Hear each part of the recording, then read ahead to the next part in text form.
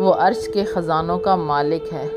ان سب کی طاقت رکھنے کے باوجود بھی ہمیں کسی چیز سے محروم رکھتا ہے تو کوئی مصلحت ہوتی ہے، اور بے شک وہ جانتا ہے اور ہم نہیں جانتے۔ حضرت عمر رضی اللہ تعالیٰ عنہ کی 6 نصیحتیں۔ جو آدمی زیادہ ہنستا ہے اس کا رعب کم ہو جاتا ہے،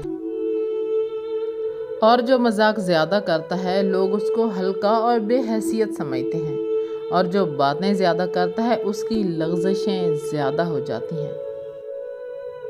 اور دوستو، جس کی لغزشیں زیادہ ہو جائیں اس کی حیا چلی جاتی ہے، اور جس کی حیا کم ہو جاتی ہے اس کی پرہیزگاری کم ہو جاتی ہے۔ اپنے نقصان پر غمزدہ نہ ہوا کریں، کیونکہ اللہ آپ سے اس وقت تک واپس نہیں لیتا جب تک اس سے بہتر آپ کو عطا نہ کرے۔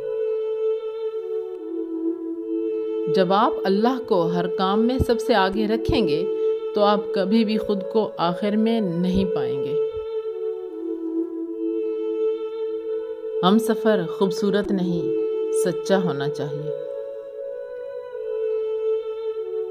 جانے کس دل سے مسکراتے ہیں وہ لوگ جو اندر سے ٹوٹ جاتے ہیں۔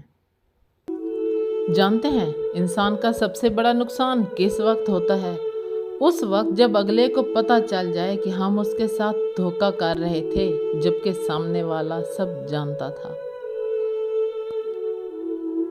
اس نے 7 سمندر پیدا کیے، لیکن محبت وہ صرف ایک آنسو سے کرتا ہے۔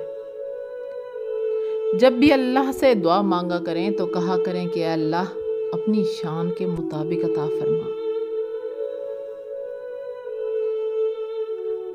بعض لوگوں کے مرنے سے بہت سے لوگ مر جاتے ہیں، اور بعض لوگوں کے مرنے سے بہت سے لوگ جینے لگتے ہیں۔ یہ اپنے اپنے کردار کا نتیجہ ہے۔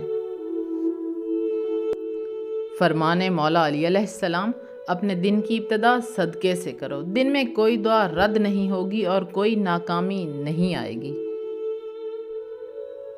تعلیم جس کے اندر داخل ہوتی ہے وہ سادگی اختیار کر لیتا ہے، اور جس کے اوپر سے گزر جاتی ہے وہ ماڈرن بن جاتا ہے۔